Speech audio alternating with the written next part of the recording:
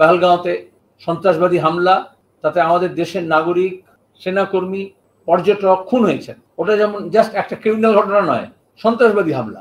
তাকে ঘিরে গোটা দেশে আইটি সেল, বিজেপি, সংঘ পরিবার, আর তার সঙ্গে আমাদের রাজ্যে আরো কিছু উৎসাহী নব্য সদ্য নিযুক্ত আইটি সেলের লোকজন, তারা উঠে পড়ে লেগেছে মানুষকে ভাগ করো, বিভাজনের রাজনীতি 26-এর নির্বাচনকে ঘিরে।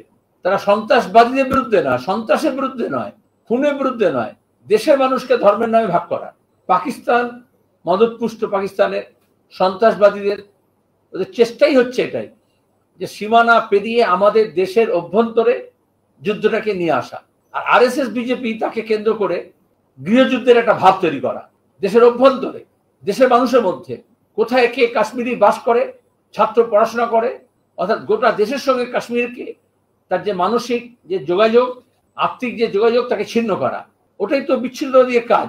সে কাজটা দেশের শাসন ক্ষমতায় যারা যুক্ত আছে তারা করছে, যখন দেশের সমস্ত মানুষকে একাট্টা করার কথা। কাশ্মীরের জনগণ যখন সন্ত্রাসবাদের বিরুদ্ধে, এর আগে কখনো এরকম হই হই করে নামেনি।